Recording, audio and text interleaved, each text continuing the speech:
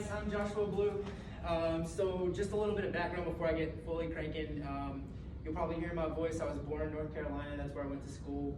I studied painting, photography, sculpture, and gallery apprenticeship. So that's kind of like my education background. So before I get into my work, I just wanted to share 2 quotes with you guys. This is Harold Rosenberg. He was an art critic in New York City in the 50s for the abstract expressionist movement. At a certain moment, the canvas began to appear to one American painter after another as an arena in which to act, rather than a space in which to reproduce, redesign, analyze, or express an object actual or imagined. What was to go on the canvas was not a picture, but an event. And I'm gonna hit you with one quick one, and then I'll talk about why those are particular to me. Do something to that, and then do something to that, from the great Jasper Johns. So why does that kind of go into my work? I like to approach my canvas. My canvas can be literal canvas, it can be a sculpture, it can be clay, it can be performance, it can be whatever. But I like to approach that as an arena, and I will first act, and then I'll react to that initial action. So you could say I'm very kind of inclined with that abstract expressionist movement. Part of my mission is to kind of take pop art, so Warhol, and then kind of pop art, Johns and Rauschenberg, but marry that with the philosophy and the style of abstract expressionism.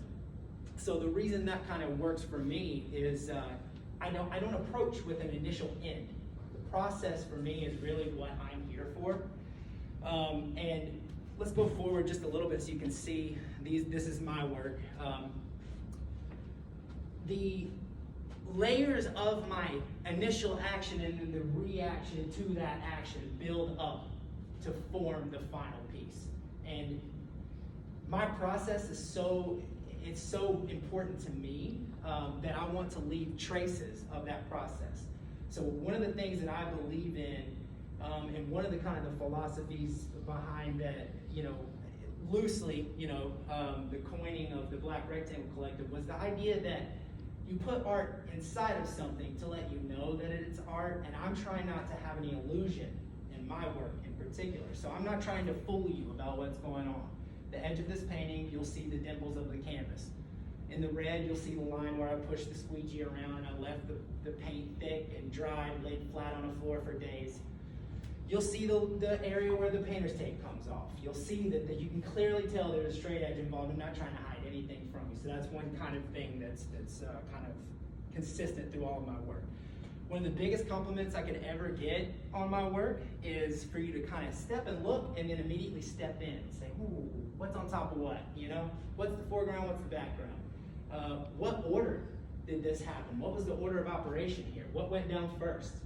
I want you to ask that because, like, philosophically with my work, I find that my competition for my artwork is not the work of my peers, but it's an algorithm and it's an illusion of light on a screen. That's what I'm competing with. So when I come here, I don't want to give you any illusions. I want to ask you questions. I want you to ask yourself questions, right? And you probably noticed that my titles are kind of long. I apologize for that, but thank you for taking the time to read them. It means a lot. Think of my titles not as a title to tell you what's there, but as like an idea filter, right? For you to look at the painting through that idea. You take from it what you want. I'm not trying to, my work is political and social, but I'm not trying to preach to anyone. I'm trying to make you ask yourself questions and then preach to yourself about what's inside of you. So get that out of the way. And now I want to just kind of touch, that's kind of my work. The bright, loud colors, I will say, I buy my paint mostly as scrap from hardware stores. So most of the paint that you see, while it's mixed by me, it started as a color that someone didn't like. You could put it that way. That's why it was so cheap at the hardware store, because they didn't use it and they returned it. So what I want to do really quick, unless you guys have any questions about that stuff, please just shoot them out at any point. But I wanted to kind of just give you a little bit about the 4 pieces that are in the show.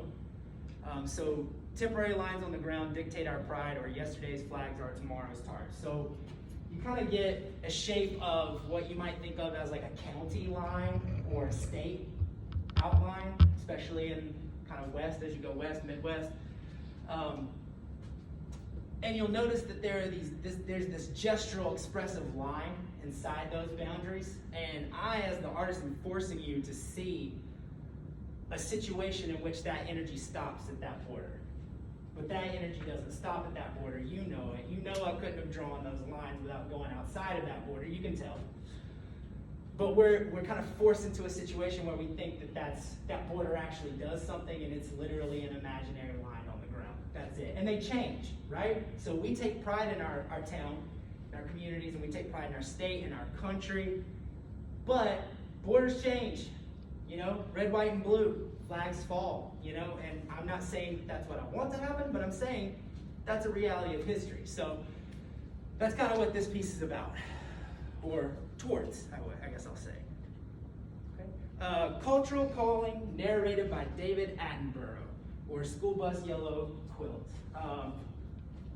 Cultural calling is this idea that I have in my head of the demise of uniqueness, right? So something you can't buy in a store. This art, not sold at IKEA. I can promise you that. You will only see this. You might see a digital reproduction of it just for the purposes of this, but that painting doesn't exist anywhere else. You can't get it anywhere. And that, along with these guys' work, mine's not singular in that, but that's an emphasis for me. You know, it is the act of that thing. School Bus Yellow, nostalgic, you know. Wrap that up, you take this kind of quilt, this grid system that you see here is kind of a quilt in my mind that I've been painting for years. And you kind of juxtapose it on that energy that's going out. And that idea that we kind of cling to about communities and what are communities and who belongs in them. Quilt theme continued very heavily.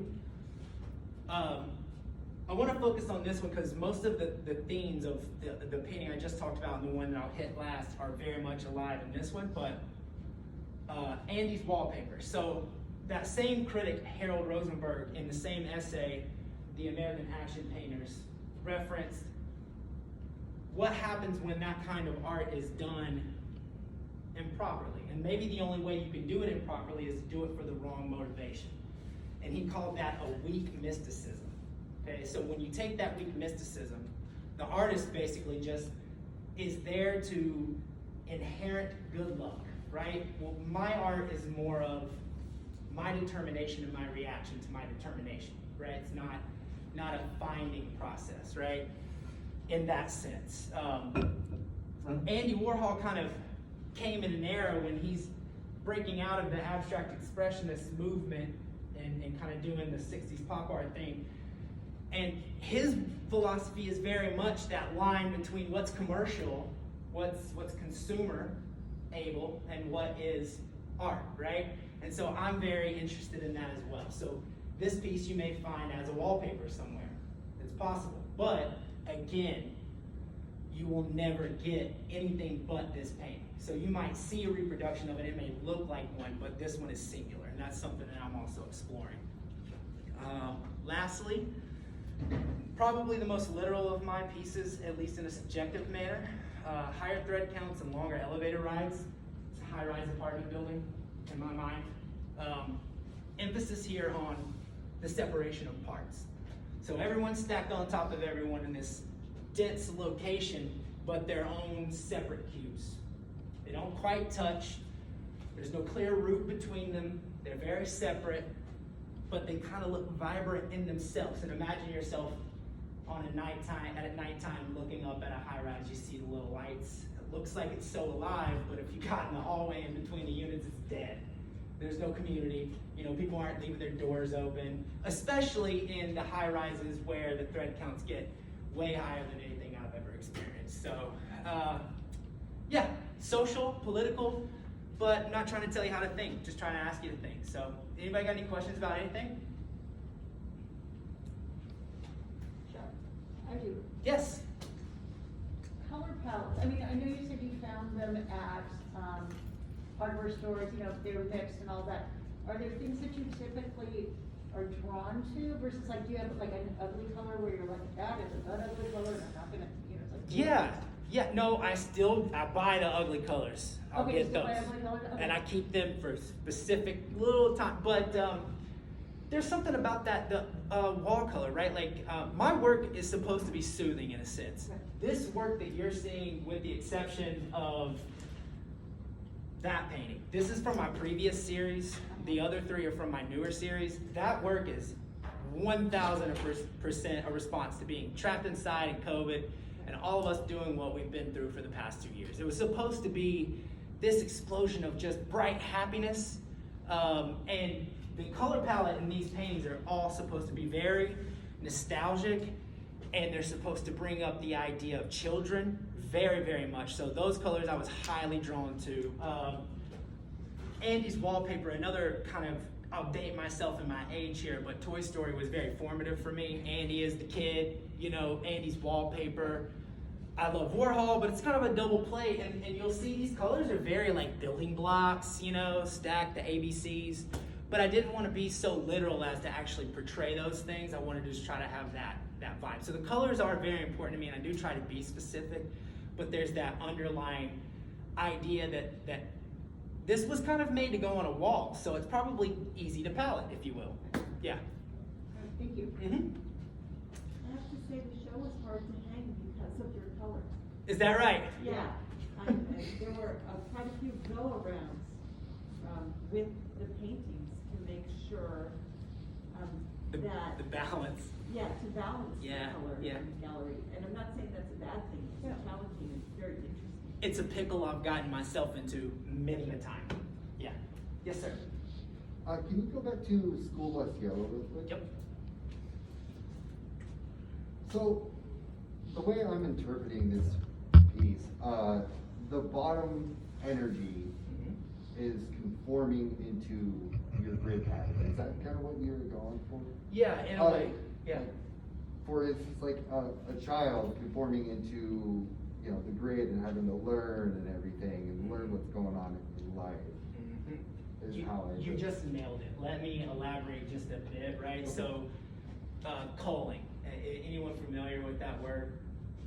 So I learned that term in a Chuck Palahniuk book, and the reference was a culling song, and he was talking about a folklore from Africa where you would sing this culling song that would lead an elder, sick person into death, pain-free, like kind of in their sleep. Cultural culling, David Attenborough, that voice. I mean, we're watching Planet Earth where he's telling us the worst things in the history of the planet, and we're like listening to it, but somehow it's still so soothing. I mean, to me anyway. So I kind of wanted to catch all of that, and to speak to just what you were saying. You've got the quilt up there, and then there's this little line that comes down and brings it, and it's this action of let's pull that quilt and cover up that complexity for the children, right? Let's let them be innocent. It's that catcher in the rye kind of an idea.